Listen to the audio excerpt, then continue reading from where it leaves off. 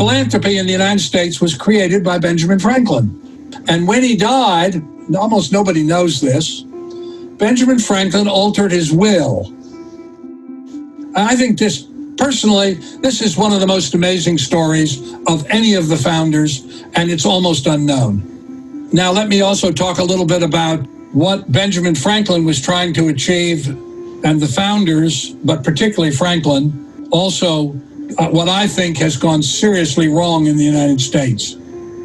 Franklin is very interesting because he understood that the United States was an immigrant culture and that everybody came from somewhere else.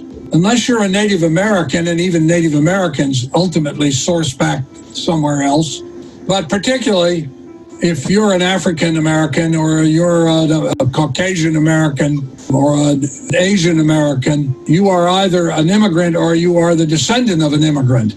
We are a culture of immigrants. There was no native culture in the sense of a European-style culture. There was a Native American culture which got destroyed, but the idea that sort of European version of culture in the United States is somehow fundamentally indigenous is just simply historically not true. Everybody's an immigrant, and Franklin understood that. So Franklin, what he understood was that the way you make a democracy work is that you get people who come from different places to coalesce around a common intention. I mean, being an American is not an ethnic or a racial issue. It's that you align yourself with an idea. I mean, all the founders understood that because they all either were immigrants or they were the immediate descendants of immigrants. And that what they were doing by creating the Constitution and the Declaration of Independence and the Constitution was creating an idea. And anybody who came to these shores who would align themselves with the idea was an American. So Franklin, recognizing that, began organizing. Now think about this. This is in the 18th century. Franklin began organizing business groups in which people from different backgrounds, Scottish millers, Irish blacksmiths, Italian chefs, and whatever, they would get together on their common interests, which would be improving the environment in which their businesses operated, and that they would link together because they would coalesce around common intention. And also that there would be a generational linkage so that older people would sponsor younger people. And when he died, almost nobody knows this, Benjamin Franklin altered his will.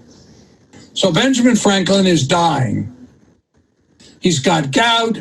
He's an old man. He's 84 years old. He's unwell physically. He had been very powerful. He and George Washington were the two most physically robust people of the founders. Franklin looked like a wrestler. He was a big, strong man. I mean, people remarked on his strength when he was a young man. And he was a lifetime meditator. He started at 15, exerciser. He taught swimming. He was a person who literally created his being. This is the issue of beingness on that 8th law, the nature of beingness. That's what Gandhi said. It's the nature of our character. So he's dying, he realizes he's dying, and he changes his will. And he says, I'm going to leave a large sum of money. He was not super wealthy, but he was quite well off. And instead of leaving all the money to, just family and that sort of thing, he created a trust, a philanthropy. He left money to both Boston and Philadelphia, a considerable sum of money, particularly in today's terms. And he said the money was to be used to increase the well-being of the city, to create parks, increase sanitation, hospitals, insurance, all of which he started. And a large portion of the money was to be loaned at interest, not as a gift, but loaned at interest to what he called young married artificers. young working class men who were sponsored by two elders in their community, and that they could get enough money to get their business started, and that this would run for 100 years. Think about this. It would run for 100 years.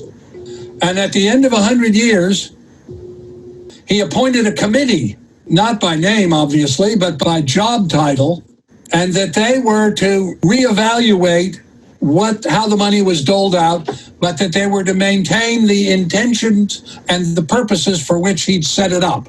And then it would run for another 100 years. And then he appointed another committee.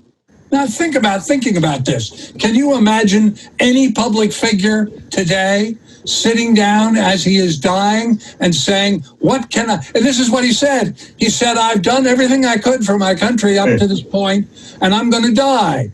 But I want to continue to be of use to my country to foster well-being and to support democracy.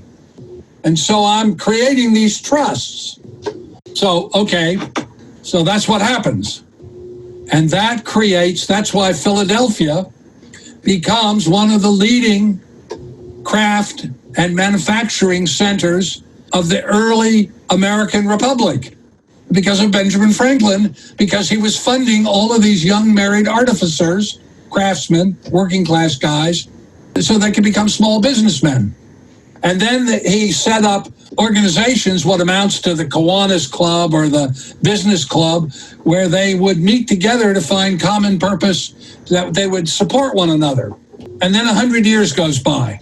So in 1890, when the second committee is appointed, the heirs of his daughter, Sally, this is now a considerable sum of money, because remember, it wasn't a gift, it was a loan that you repaid at interest.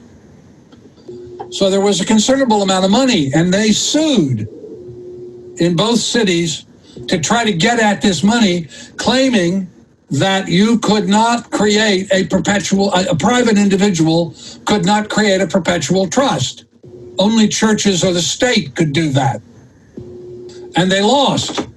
And this is why philanthropy exists in the United States, private philanthropy, because they sued to get at this money and they lost. And they then appealed and they lost a second time. And in 1890, when the committee met, they decided that they would extend it to women, because in the 18th century, there weren't very many women artificers, working class women like that. But by 1890, there were.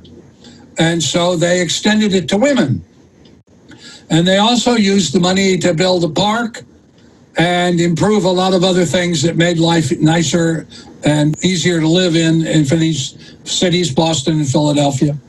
And so now we go to 1990. Think about this. This guy is sitting under a mulberry tree on Milk Street in 1789, thinking about how can I make a difference for 200 years in my country. And so in 1899, they also create two institutes in Boston and one in Philadelphia, so that they could educate these young working class people to help them better prepare, right? So in 1990, there's about $6.5 million in the trusts, because people are always trying to get at them. During the Depression, Philadelphia saved Philadelphia as a city by making it possible for the people who were recipients of the Benjamin Franklin Trust to use it to augment their housing, so that the city didn't collapse during the Depression. So in 1990, there's this money that's left, and there's lots of, what are we going to do? A lot of politicians, let's have a big celebration, and we'll use the money to have a big party, and blah, blah, blah, blah, blah. But they didn't do that. What they did was they created an endowment. And so as you and I are having this conversation, there are more than a couple thousand young people, many of them of very limited means, lots of them people of color, who are getting a start because a man sat under a mulberry tree on Milk Street in Philadelphia in 1789. That's how strongly Franklin understood the 8 laws and how strongly he was committed to making it work. So when you think about what can I do, you think in terms of what can I do that fosters well-being, and I don't have any idea what will come to you. But if you're a person of means, maybe you can do something like Franklin. If you're not, maybe you can do something to improve the environment. Maybe you can just help abandon animals. Whatever. It's the aggregate of that collective intention expressed in compassionate, life-affirming ways to foster well-being. And the problem we have as a country is that we have become a nation in which there is only one social priority, and that's profit. We have completely lost what Franklin was trying to do. We have reconfigured ourselves so that we have the worst wealth inequality in the developed world. You have 4 people that have as much wealth as 48% of the population. You got 333 million people. And so you got 4 guys who have as much wealth as, 160 million people? That's crazy. And it creates all kinds of problems. Because when you get to that level of wealth inequality, the people who are at the top of the curve live in a different world.